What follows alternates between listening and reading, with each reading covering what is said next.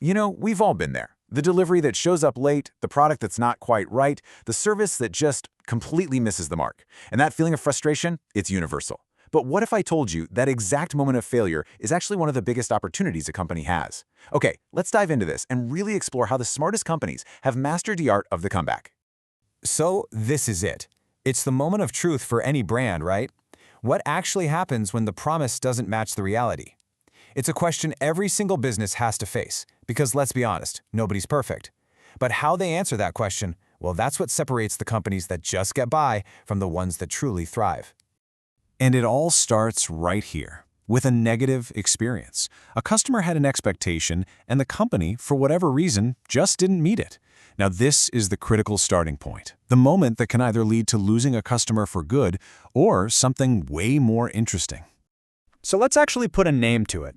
The research calls this a service failure, and it's really just that gap between what was promised and what was actually delivered. It sounds so simple, but that gap, that's the space where customer relationships are either completely broken or, believe it or not, made stronger than ever before. All right, so here's our game plan for this explainer. First, we're going to uncover the hidden value inside every single complaint. Then, we'll walk through the actual playbook for turning things around.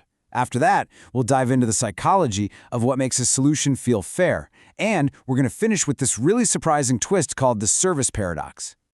Okay, let's jump right into our first big idea. And it's a huge one. It's all about reframing how we think about complaints. See, most companies see them as a problem, right? An annoyance, a drain on resources.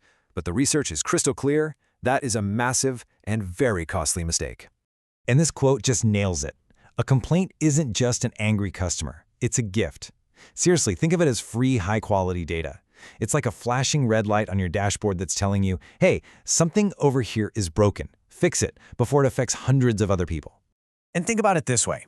For every single customer who actually takes the time to complain, there are dozens, maybe more, who just quietly walk away and never come back. So that one person who's speaking up, they're giving you an incredible opportunity, a chance to spot a flaw you didn't even know you had, to learn from a real-world mistake, and most importantly, a chance to show that you care enough to make things right. And if you get that right, you don't just keep a customer, you create a loyal fan for life. So how do you actually do it? When things go south, what are the concrete, actionable steps you can take to turn it all around? Well, it's not magic. It's a playbook, and it's surprisingly straightforward. The research points to 3 key pillars. First, apologize. And I mean a real human apology, not some robotic script about inconvenience. Second, own the mistake. No excuses, no blaming other departments. Just, we messed up and we're sorry. And third, and this is the one so many companies forget, you have to follow up. A quick call or an email a few days later shows that customer they weren't just a problem to be solved, but a person you value. Now, here's the organizational secret sauce. Because that 3-step playbook only works if your team is actually empowered to use it. You know what I'm talking about. If your customer service agent is tangled in red tape and has to keep saying, let me get my manager, the recovery is already dead in the water. Giving your frontline folks the authority and the tools to solve problems on the spot, that's what makes a fast, seamless, and satisfying fix possible. Okay, so we've got the playbook, but that's only half the story. It isn't just about what you do, it's about how the customer feels about it. And this brings us to the really fascinating psychology of fairness. So here's the deal. Every time you try to fix a problem, your customer is subconsciously running this little fairness calculation in their head. Researchers call this justice theory, and it breaks down into 3 different kinds of justice that a company absolutely has to get right for a recovery to feel successful. First up, you've got distributive justice. This is all about the what, the tangible outcome. What did I get for all my trouble? Was the refund enough? Did the replacement product get here super fast? Did the discount really make up for the headache? It's the cold, hard compensation part of the equation. Next is procedural justice. And this is all about the how. How easy was it to get this fixed? Did I have to fill out 10 forms, wait on hold for an hour, and tell my story to 5 different people? Or was it just one quick, painless conversation? A huge refund can feel worthless if the process to get it was a total nightmare. And finally, we have what might be the most important one of all, interactional justice. This is the human element. How was I treated? Did the person I talked to actually listen to me? Did they show any empathy? Were they honest and respectful, or did they make me feel like I was the problem? This is where a company's true character really shines through. This is so critical that the research highlights specific frameworks for it, like the MAMA approach. It's a perfect model of interactional justice. It stands for make time to listen, acknowledge their feelings, make a plan to fix it, and act on it now.